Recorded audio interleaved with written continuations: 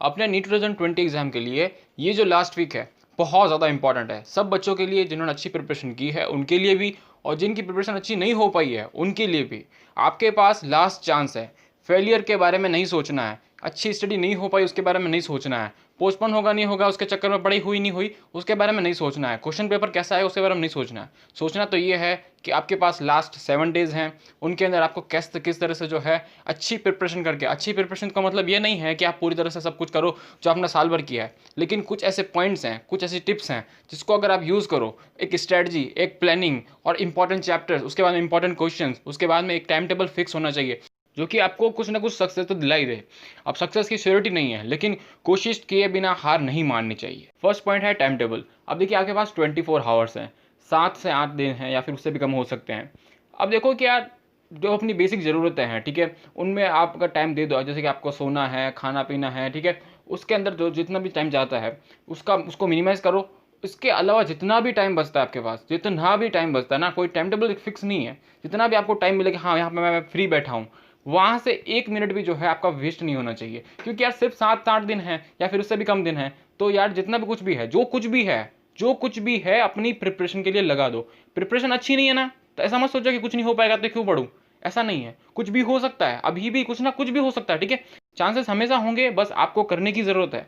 आप अगर करने की हिम्मत रखोगे तो कुछ भी संभव हो सकता है, लेकिन आपके पास चांसेस तभी होंगे जब आप खुद करने की क्षमता रखोगे। तो उसके लिए आपको हमेशा बिलीव रखना चाहिए। तो अपना हर एक मिनट, हर एक सेकंड जो है अपनी स्टडी को दो। चाहे चैप्टर को पढ़ो, चाहे क्वेश्चंस को करो, चाहे प्रीवियस के क्वेश्चन को देखो, चाहे स्ट्रेटेजीज बनाओ, चाहे कुछ भी अपनी पढ़ाई को लेकर कुछ ना कुछ करो। अपनी जो गलतियां हैं उनको चेक करो, एनालिसिस करो, डायग्राम से उनको याद करो, जो प्रीवियस के क्वेश्चन, जो इंपॉर्टेंट क्वेश्चन हैं उनको अलग से निकालो, या फिर फॉर्मूलाज को याद करो। कुछ भी करो, अपनी स्टडी रिलेटेड ही काम करो हर एक मिनट, हर एक सेकंड। सेकंड पॉइंट, आपके सिलेबस की स्ट्रेटजी। देखिए जिन्होंने बहुत अच्छे से रिवीजन किया होगा, ठीक है, बहुत अच्छे से रिवीजन किया होगा, वो क्विक रिवीजन कर सकते हैं। लेकिन अगर जनरल बात करें तो देखिए पूरा सिलेबस करना पॉसिबल नहीं है। अगर करने जाओगे तो हो भी नहीं पाएगा, और करने की कोशिश करोगे तो कुछ समझ में भी नहीं आएगा। तो अच्छी बात और इंपॉर्टेंट बात और स्मार्ट माइंड यही कहता है कि आप जो अपने फेवरेट चैप्टर है, जिसके अंदर जो है आपकी कमांड बहुत अच्छी हो, कि हाँ इस चैप्टर में से अगर क्वेश्चन आया तो मेरा फेवरेट है, मैंने अच्छे से पढ़ भी रखा है और मेरा माइंड इसके अंदर जो है अच्छे से चलता भी है, तो मैं उस क्वेश्चन को जो है अच्छे से सही कर पाऊंगा। तो उन चैप्टर्स को पहले पढ़ लो, एक लिस्ट बना लो। लिस्ट तो बनाने का ज़्यादा टाइम नहीं है, लेकिन लिस्ट बना लो। उसके बाद देखिए कि जो जिन चैप्टर्स के अंदर से क्वेश्चन बहुत ज़्यादा आते हैं, ठीक है, हाई वेटेज के जो चैप्टर्स हैं, उन चैप्टर्स को जो है अच्छे से कवर के जाओ। अब ऐसा भी नहीं है कि एक ऐसा चैप्टर है जिससे कि 2 क्वेश्चन आ जाते हैं, आपको लगेगा कि ये इंपॉर्टेंट है फिजिक्स के अंदर, तो अगर उससे क्वेश्चन आपसे नहीं बनते हैं तो उस चैप्टर को जो आप छोड़ दो। लेकिन उसके बजाय अगर एक ऐसा चैप्टर है जिससे कि एक क्वेश्चन फिक्स आता है, ठीक है, छोटा हो सकता है चैप्टर, एक क्वेश्चन फिक्स आता है, तो अगर आपका फेवरेट भी हो सकता है, तो उस चैप्टर को करके जाओ। तो ऐसा कुछ करके आपको जो है स्ट्रेटजी बनानी है। देखिए कि इंपॉर्टेंट चैप्टर्स और यूनिट्स की जो बात है मैं डिटेल में तो बाद में करूंगा, लेकिन अभी आपको शॉर्ट इन्फॉर्मेशन जो है दे देता हूँ। बायो के अंदर जो ह्यूमन फिजियोलॉजी काफ़ी इंपॉर्टेंट है, डाइवर्सिटी काफ़ी इंपॉर्टेंट है, जो सेल वाला सिस्टम है वो काफ़ी इंपॉर्टेंट है। उसके बाद में जो रिप्रोडक्शन है 12th में वो इंपॉर्टेंट है, इकोलॉजी इंपॉर्टेंट है, एंड जो आपका बायोटेक है वो काफ़ी इंपॉर्टेंट है। इसके अलावा भी बहुत सारे चैप्टर इंपॉर्टेंट है, लेकिन ये जो मैंने बताए हैं ये काफ़ी इंपॉर्टेंट है, इनसे क्वेश्चन जो है काफ़ी ज़्यादा आते हैं। जेनेटिक्स से अब कम आने लगे हैं, और जो आपका प्लांट फिजियोलॉजी उससे भी अब कम आने लगे हैं, तो समझ सोचेगा कि मैंने उनको इंक्लूड नहीं किया। उसके बाद अगर फिजिक्स की बात करें तो देखिए इलेक्ट्रोस्टैटिक, ग्रेविटेशनल, दोनों एक जैसे चैप्टर होते हैं, उनसे 2-2 क्वेश्चन आ जाते हैं, तो सेम पैटर्न होता है, आप कर सकते हो। उसके बाद बात करें कि अगर आप मैकेनिक्स की बात करें तो देखिए मैकेनिक्स को अगर पूरा नहीं पढ़ोगे, अगर नहीं पढ़ना चाहते हो, ठीक है, तो उसके अंदर भी आप अगर कोशिश करो तो रोटेशनल करके जाओ। रोटेशनल में क्या होगा कि आपके 2 से 3 क्वेश्चन आ जाते हैं, वो आपके सॉल्व हो जाएंगे, ठीक है। उसके बाद में अगर आप ट्राई करो तो एसएचएम जो है, एसएचएम से भी 2 क्वेश्चन आएंगे, तो वो काफ़ी ईजी रहता है। और वेव का बात करो तो वेव से भी 2 क्वेश्चन आते हैं, या फिर एक क्वेश्चन अगर जो भी आएगा वो काफ़ी ईजी होगा। उसके बाद में अगर थर्मो देखो तो थर्मो का देखिए 5 क्वेश्चन हो जाते हैं, 4 से 5 क्वेश्चन हो जाते हैं, 3 चैप्टर उसके अंदर होते हैं और 4 से 5 क्वेश्चन, तो आपके लिए बहुत अच्छी बात है। देन मॉडर्न फिजिक्स काफ़ी इंपॉर्टेंट है, उससे भी 3 से 4 क्वेश्चन आ जाते हैं, और आपसे एक का तो क्वेश्चन छोड़कर सारे क्वेश्चन बन जाएंगे। ना अगर केमिस्ट्री की बात करें तो देखिए फिजिकल के अंदर देखिए मोल कंसेप्ट, सॉल्यूशन जो है, थर्मोकेमिस्ट्री है, जो एटॉमिक स्ट्रक्चर है, केमिकल इक्विलिब्रियम है, ये काफ़ी इंपॉर्टेंट है, ठीक है, ये क्वेश्चन आ जाते हैं और ईजी भी होते हैं। अगर ऑर्गेनिक की बात करें तो देखिए जीओसी पढ़ के जाओ यार, जीओसी पढ़ के जाओ, और अगर जीओसी ना पढ़ सको तो ऊपर ऊपर से थोड़ा कवर करके जाओ। उसके बाद में जो चैप्टर्स हैं, जो 12th के अंदर आपको जो चैप्टर्स दे रखे हैं, जो हेलोवेरिन्स है, उसके बाद में जो एल्डिहाइड कीटोन है, और भी जो चैप्टर्स हैं, ठीक है, उनको ऊपर ऊपर से पढ़ के जाओ। और जो पॉलीमर है बहुत इंपॉर्टेंट है, उसके अंदर से देखिए 2 क्वेश्चन फिक्स आते हैं और वो आपसे बन जाएंगे।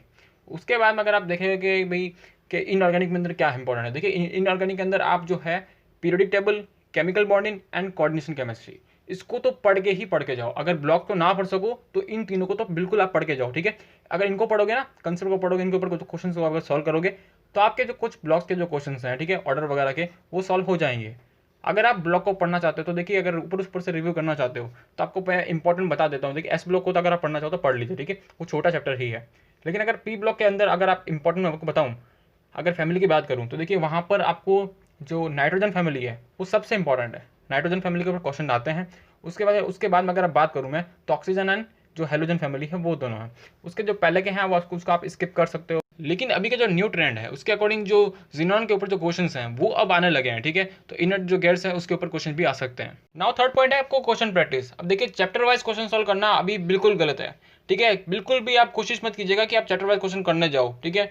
अगर आपको किसी टॉपिक के अंदर अगर कोई प्रॉब्लम आ रहा है कि हाँ इस चैप्टर के जो क्वेश्चन है मुझे सॉल्व नहीं हो पा रहे, या फिर इस फॉर्मूला के ऊपर बेस मुझे क्वेश्चन सॉल्व नहीं हो रहे हैं, तो आप देख सकते हो, ठीक है। लेकिन एक तो दो क्वेश्चन देख सकते हो, पूरा चैप्टर लेके मत बैठिएगा, आपका दिमाग जो है वो खराब हो जाएगा। अभी सिर्फ जितना हो सके आप फुल सिलेबस का टेस्ट दीजिए।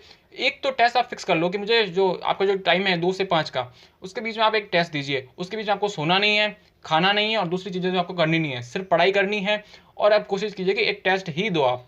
उस टेस्ट के अंदर आप क्या देख सकते हो कि जो आपके जो टेस्ट सीरीज के जो पेपर्स हैं वो दे सकते हो, वो आपको स्टडीपीडिया की जो वेबसाइट है उसके ऊपर मिल जाएंगे। और इसके अलावा आप जो AFMT के जो नीट के जो प्रीवियस इसके पेपर्स हैं वो भी दे सकते हो। कोशिश कीजिए कि लास्ट जो 5 ईयर के पेपर हैं वो सारे ही दे दो, स्पेशली जो आपका जो बायोलॉजी है उसके अलावा मैं आपको रिकमेंड करूंगा, देखिए कि AIEEE के जो 2005 से लेकर 2010 के बीच के जो जितने भी जो फिजिक्स के क्वेश्चन है, AIEEE अब जेईई मेंस है, पहले AIEEE होता था, ठीक है। उसके जितने भी फिजिक्स के क्वेश्चन है 2005 से 2010 के बीच में, कभी कभी आपको 75 मिलेंगे, कभी आपको 60 मिलेंगे, कभी आपको हो सकता है कि 30 भी मिले। लेकिन वो सारे क्वेश्चन फिजिक्स के आपको कर लेना है, ठीक है। कर लेना है तो कर लेना है। बहुत ज़्यादा डिफिकल्ट सवाल हो वो आपको छोड़ देना है, या फिर आपको उसका आंसर जो है रट लेना है, ठीक है। और कोई ऐसा सवाल हो जो कि आपको लगता हो कि यार अगर फ्रिक्शन से आया हो तो वो काफ़ी इंपॉर्टेंट, रोटेशनल से हो वो काफ़ी इंपॉर्टेंट है। ऐसे जो क्वेश्चन मैकेनिक्स से जो क्वेश्चन हैं उनके जो आंसर्स हैं आपको सॉल्व तो करना ही है, आपको जो आंसर्स हैं वो भी रट लेने हैं। आपको एक बार तो वो क्वेश्चन सॉल्व करना ही है, लेकिन उसको एग्जाम में जाने से पहले जो 2 से 3 बार जो है आप उस क्वेश्चन को फिर से देखना है, उसके जो ऑप्शन है आपको देखना है।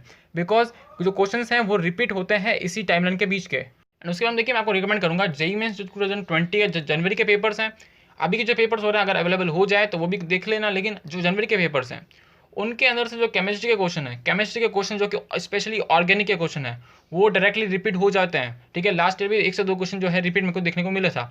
उसके बाद में अगर आप फिजिक्स के क्वेश्चन भी देखना चाहो तो वो भी आप देख सकते हो। और एक चीज़ कीजिए कि जैसे ही आप 2 बजे से 5 बजे के बीच में अगर पेपर देने बैठो, एक पेपर दे दो, तो उसमें आपको जो है मास्क पहन कर बैठना है। आप घर पे बैठे हो ना तो मास्क पहन कर बैठो, जिससे कि आपकी प्रैक्टिस है वो हो सके। नाउ फोर्थ पॉइंट की पढ़ना कैसे है और क्या क्या पढ़ना है। तो देखिए NCERT इंपॉर्टेंट है।